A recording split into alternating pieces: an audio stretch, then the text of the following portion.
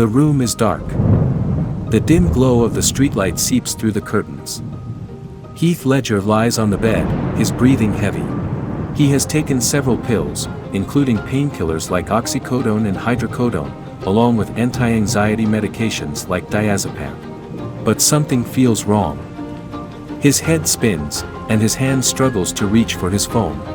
In a daze, weak and disoriented, he dials Mary-Kate Olsen's number. His voice is faint. I don't feel good. I think something's wrong. On the other hand, Mary-Kate hears his trembling voice.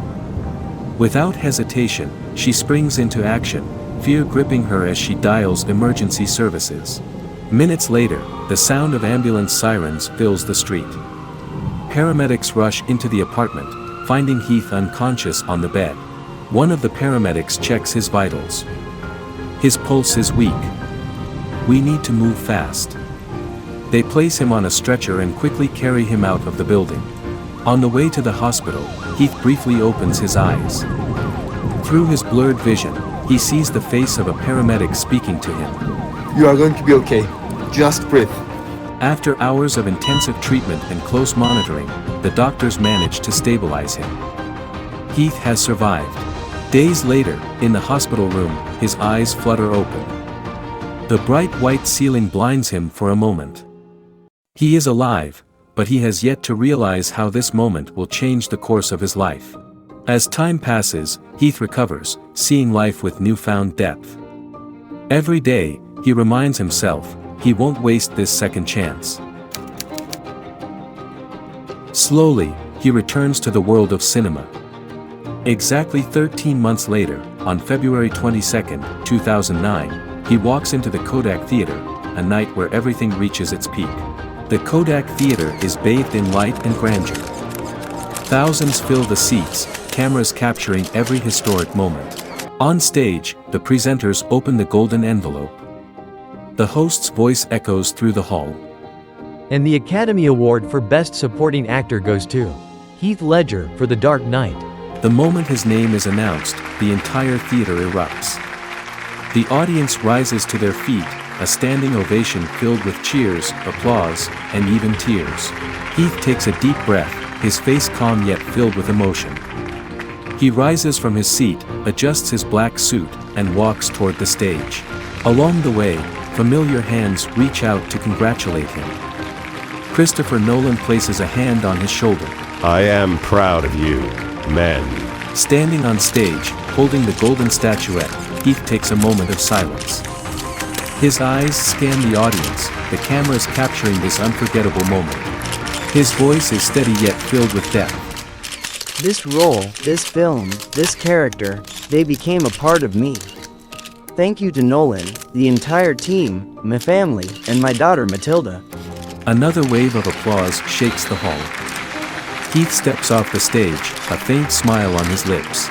Returning to his seat, he is embraced by his loved ones, knowing that tonight, he hasn't just won an award, he has cemented his place in cinematic history.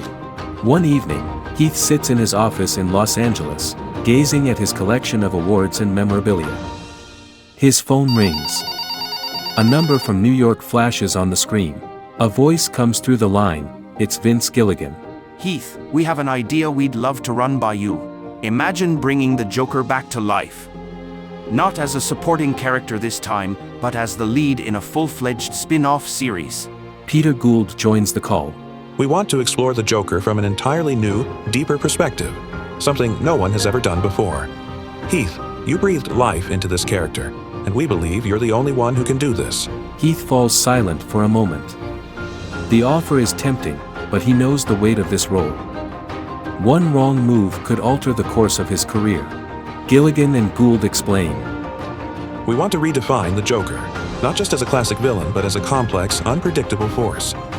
After minutes of thought, Heath responds. I'm in, but only if we create something truly unique and groundbreaking. With the deal finalized, production on the Joker spin-off series begins at full speed. Heath Ledger returns as the Joker, joined by Jake Gyllenhaal and Emma Stone, bringing the character's transformation to life. The official poster is unveiled, titled The Madness Begins, starring Heath Ledger as the Joker. The first episode, The Clown Prince of Crime, instantly captivates audiences. Season 1 premieres in June 2011. The episodes receive IMDb ratings above 9 and a 95% score on Rotten Tomatoes, making the show one of television's biggest hits. By the season finale, the Joker reaches his peak. Heath Ledger's chilling performance revolutionizes television, establishing the series as one of the greatest psychological dramas ever made. Season after season, the show continues, with fans eagerly anticipating each new episode. Each season grows darker and more intricate, as the Joker constantly introduces new psychological puzzles and threats to Gotham and beyond. Finally, after 8 years, the series reaches its 6th and final season in 2019. The title? The game is not over, a subtle hint that the Joker's story is never truly finished. The Joker, now at his most dangerous, devises his most elaborate and terrifying schemes, proving that for him, the game never truly ends.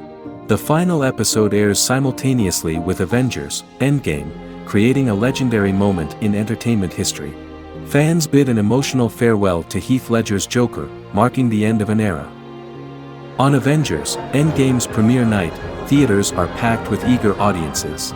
The film's poster is filled with Marvel's biggest stars, all preparing for the ultimate battle. Yet, even amidst this spectacle, fans still mourn the end of the Joker series, knowing that Ledger's legendary portrayal will never be repeated. Midway through the film, the battle between the Avengers and Thanos reaches its climax. After Thanos' defeat, the audience erupts in cheers, believing the greatest threat is finally vanquished. But in reality, this is only the beginning. A chilling, familiar voice echoes through the theater. Looks like the game isn't over yet. Shock spreads through the audience. Where did that voice come from? What does it mean? Suddenly, the Joker steps onto the scene. His arrival isn't just a shock for the Avengers, but for every fan watching.